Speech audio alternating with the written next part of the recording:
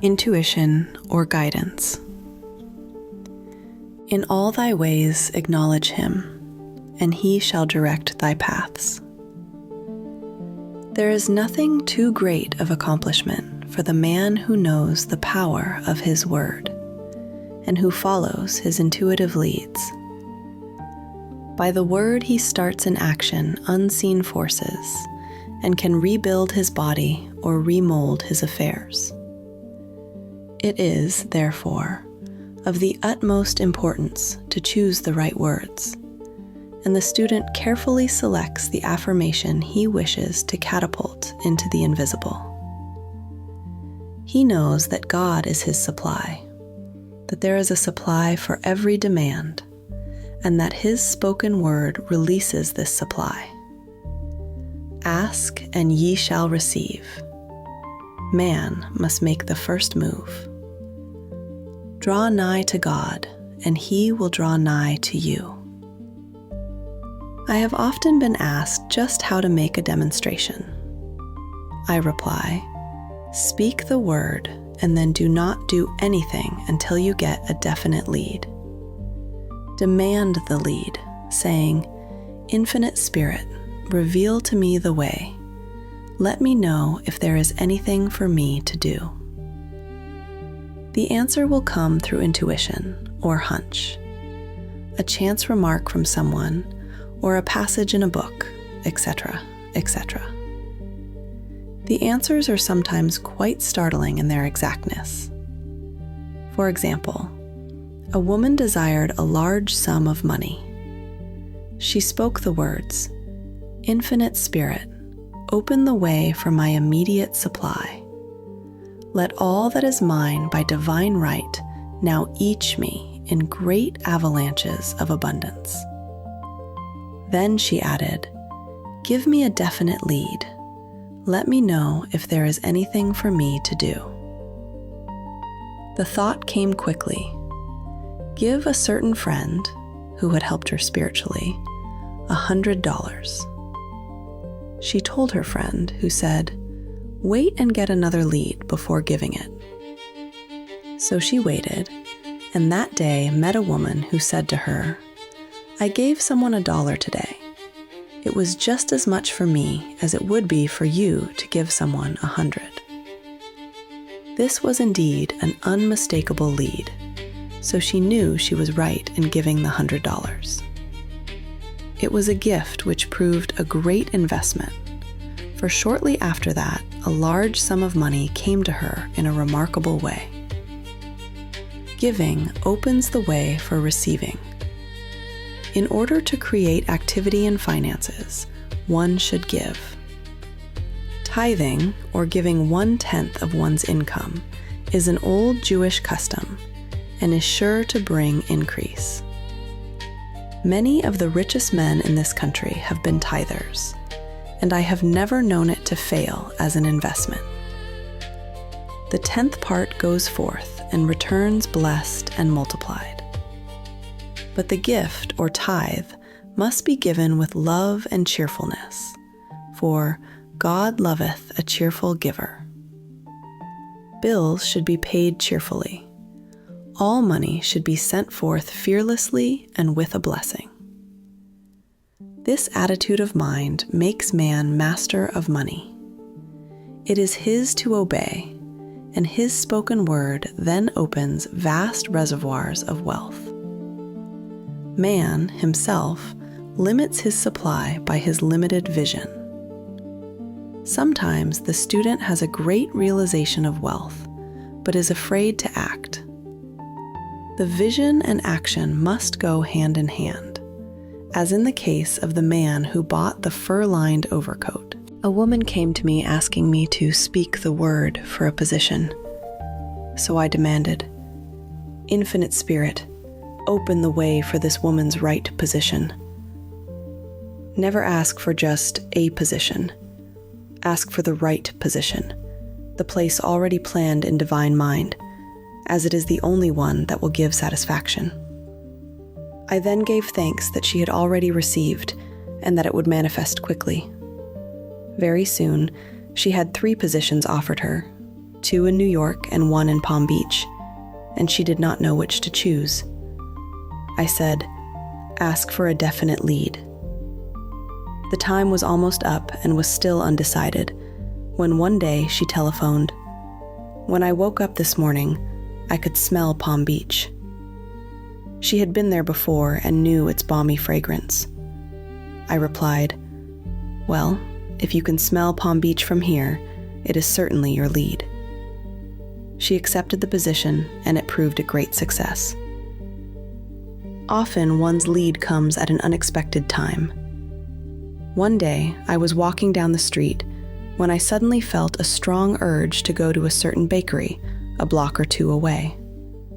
The reasoning mind resisted, arguing, "There is nothing there that you want." However, I had learned not to reason, so I went to the bakery, looked at everything, and there was certainly nothing there that I wanted. But coming out, I encountered a woman I had thought of often, and who was in great need of the help which I could give her. So often, one goes for one thing and finds another. Intuition is a spiritual faculty and does not explain, but simply points the way. A person often receives a lead during a treatment. The idea that comes may seem quite irrelevant, but some of God's leadings are mysterious. In the class one day, I was treating that each individual would receive a definite lead. A woman came to me afterwards and said, "While you were treating, I got the hunch to take my furniture out of storage and get an apartment." The woman had come to be treated for health.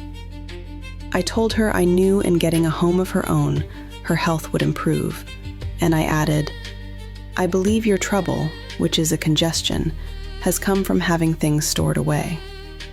Congestion of things causes congestion in the body. You have violated the law of use, and your body is paying the penalty." So I gave thanks that divine order was established in her mind, body, and affairs. People little dream of how their affairs react on the body. There is a mental correspondence for every disease. A person might receive instantaneous healing through the realization of his body being a perfect idea in divine mind, and therefore whole and perfect. But if he continues his destructive thinking, hoarding, hating, fearing, condemning, the disease will return.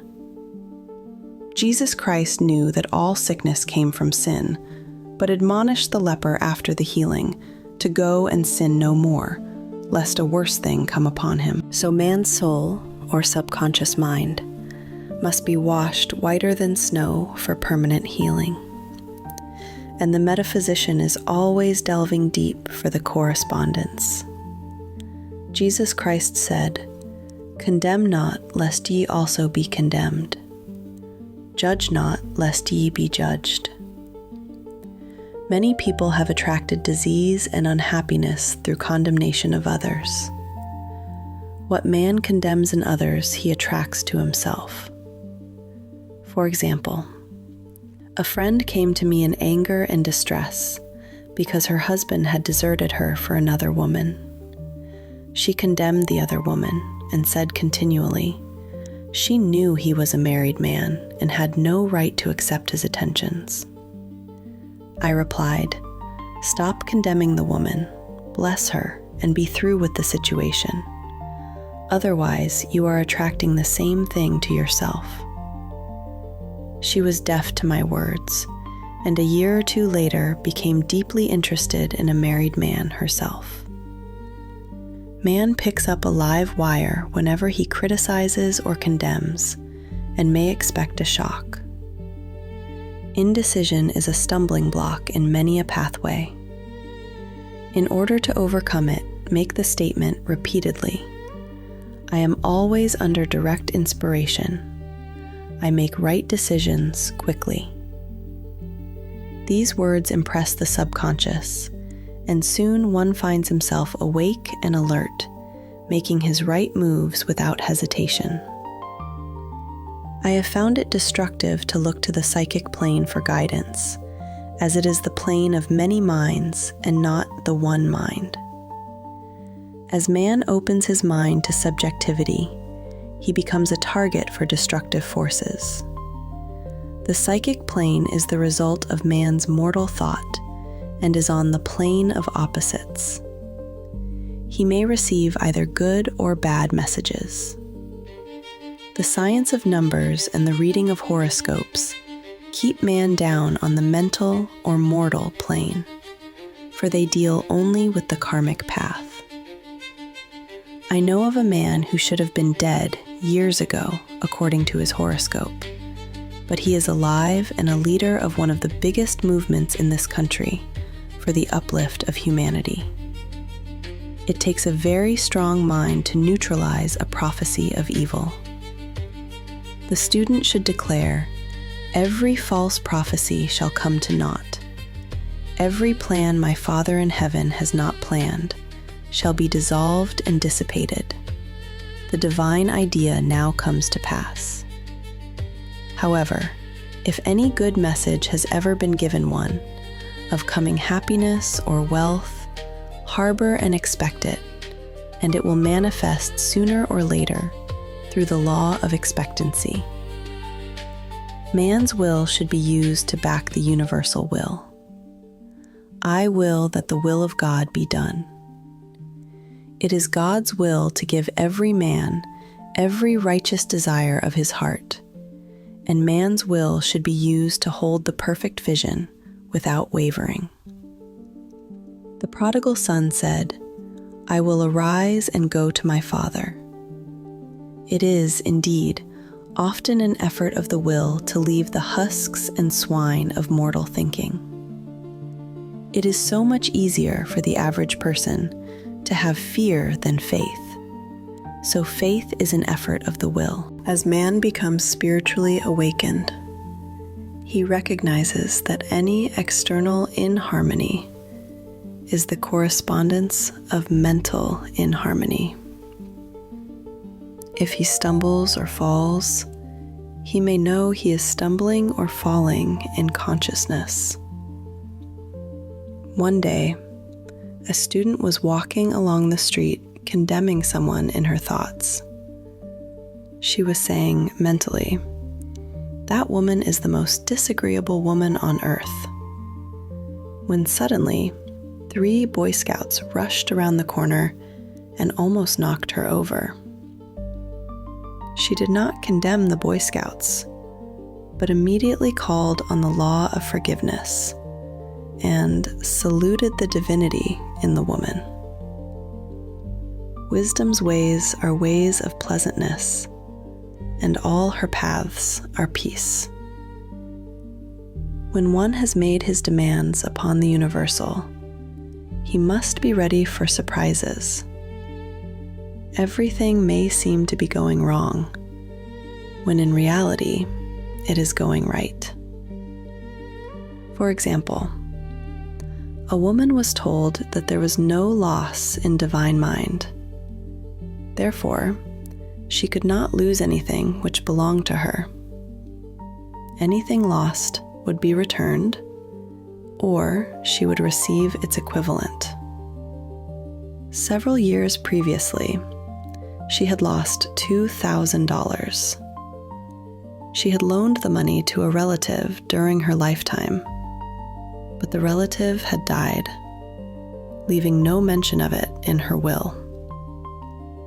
The woman was resentful and angry, and as she had no written statement of the transaction, she never received the money. So she determined to deny the loss and collect the $2,000 from the Bank of the Universal. She had to begin by forgiving the woman, as resentment and unforgiveness closed the doors of this wonderful bank. She made this statement: "I deny loss. There is no loss in divine mind. Therefore, I cannot lose the $2,000, which belong to me by divine right. As one door shuts, another door opens." She was living in an apartment house which was for sale, and in the lease was a clause stating that if the house was sold, the tenants would be required to move out within 90 days. Suddenly, the landlord broke the leases and raised the rent. Again, injustice was on her pathway. But this time, she was undisturbed. She blessed the landlord and said, "As the rent has been raised, it means that I'll be that much richer, for God is my supply." New leases were made out for the advanced rent, but by some divine mistake, the 90 days clause had been forgotten. Soon after, the landlord had an opportunity to sell the house. On account of the mistake in the new leases, the tenants held possession for another year. The agent offered each tenant $200 if he would vacate. Several families moved. 3 remained, including the woman. A month or 2 passed, and the agent again appeared. This time he said to the woman, "Will you break your lease for the sum of $1,500? It flashed upon her. Here comes the $2,000. She remembered having said to friends in the house, "We will all act together if anything more is said about leaving." So her lead was to consult her friends. These friends said, "Well, if they have offered you $1,500, they will certainly give $2,000.